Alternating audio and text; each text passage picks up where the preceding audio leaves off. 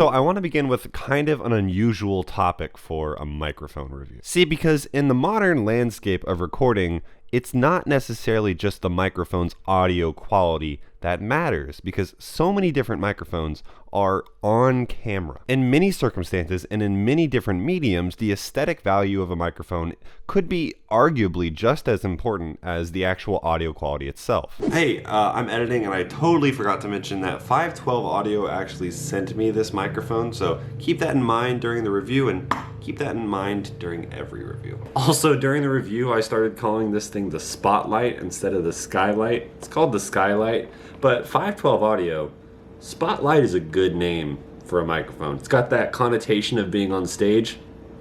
Consider it. Call me. Now, what I'm seeing with contemporary microphones is many companies focusing just as much on the visual aspect of their microphones as they do on the actual audio fidelity itself. Now, one could argue that no company does this better than Blue microphones. They dominate the entry-level market with the Blue Yeti, the Blue Ember, and then typically a lot of people work up to like the Blue Baby Bottle, and all of these things have a lot of aesthetic value to them. So on the note of an aesthetically pleasing microphone, I think we have a challenger here. This is the 512 Audio Spotlight, and there's honestly probably very few people from this subscriber base that know this microphone because it's a brand new company. But I'm sure many of you are familiar with Warm Audio. So Warm Audio is really known for making kind of redesigns of like old classic microphones, particularly with like Neumann microphones themselves in a more contemporary modern context, and this is now their sister company, 512 Audio. So before getting into the actual audio quality of this microphone, I just wanted to commend the aesthetic design. I think it looks amazing.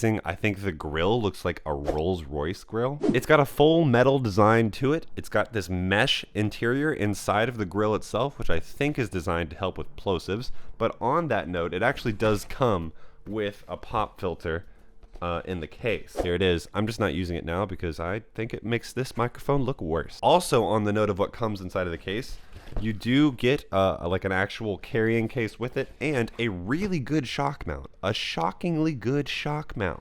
Pun not intended. One could argue that none of that matters if the microphone sounds terrible, although alternatively, I would argue that with a beginner microphone, and we'll get into why I think this microphone is marketed towards beginners, I might say that aesthetic value is equal or maybe even more important than the audio quality, above a certain threshold, of course. So why do I say this microphone is marketed towards beginners? Well, to start off with, it's a $200 microphone, which that in and of itself does not mean it's marketed towards beginners, but what really gave it away for me is the manual.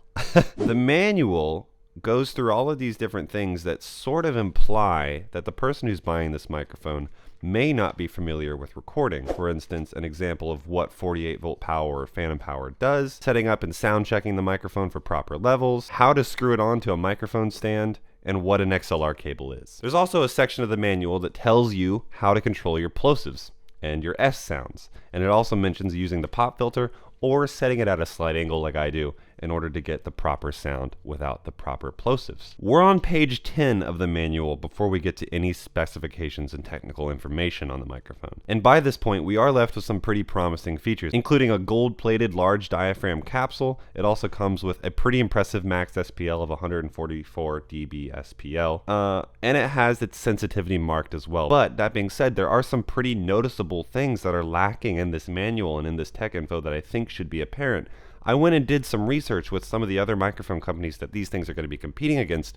Rode, Audio-Technica. These companies publish their frequency response charts. These companies also publish their self-noise. All these things that might not be apparent towards a beginner, but are also really important when understanding what you're buying. Don't get me wrong, I love the accessibility that they're putting this microphone at and teaching beginners how to use a microphone well, but that does not mean that you should omit important info about the microphone's information that might seem more advanced. It might seem like a nitpicky thing, but it is important to get a really solid sonic understanding of what the microphone sounds like through your website's information.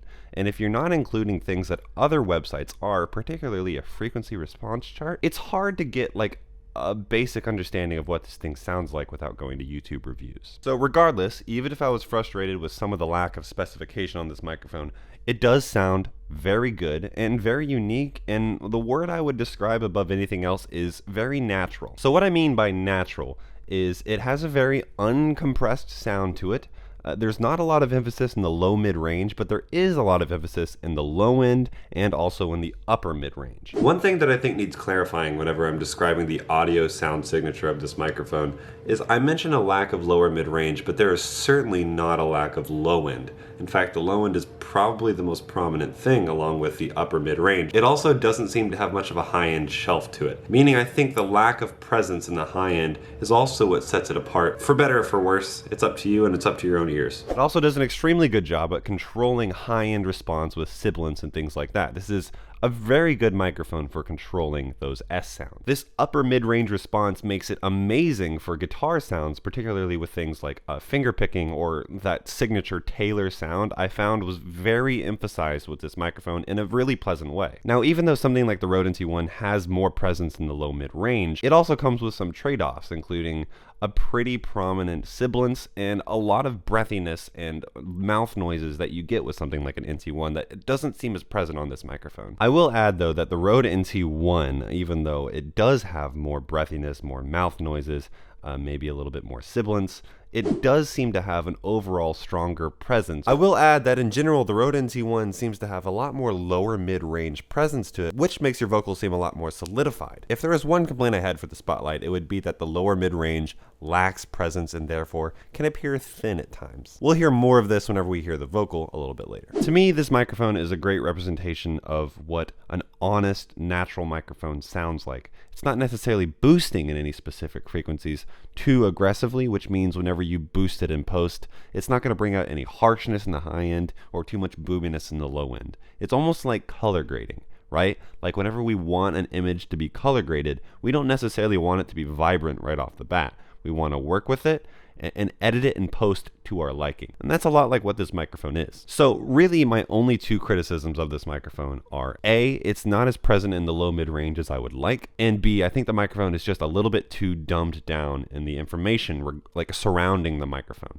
I think there needs to be more information so people can make a more informed decision based off the information you have available to them. As we do on this channel, we're going to have a point of comparison with the Rode NT1 on a vocal, a blind guitar test, this time on acoustic guitars. You can hear for yourself which microphone you prefer. They'll be volume matched, of course, and there's going to be no processing on it. All right, today we have a vocal regular on our channel, Ethan Toga, who's going to come in and do a vocal demonstration for you. Please go check out his Instagram right here. I'll also have it linked in the description down below.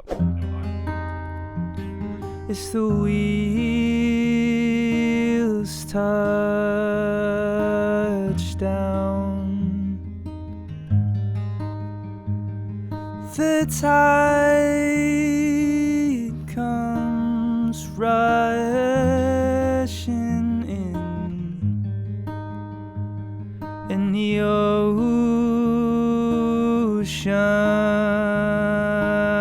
now grounds your shadow on my skin. I can't feel you,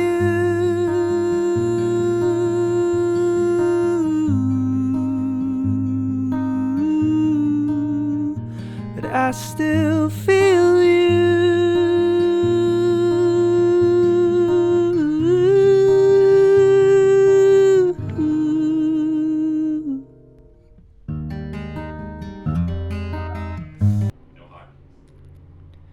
It's the wheels touch down, the tide comes rushing in, and the ocean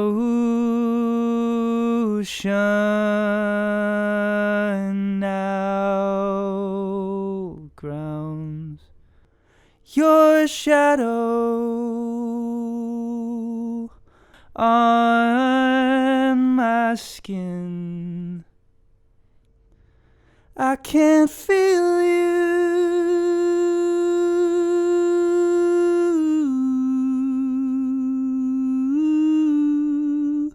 but I still feel you.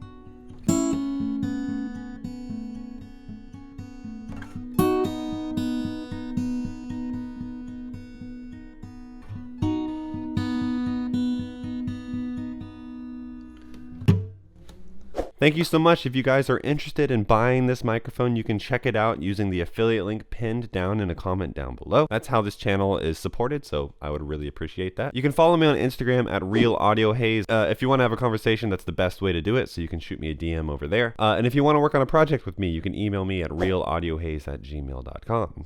And until then, I will see you in the next video. Goodbye.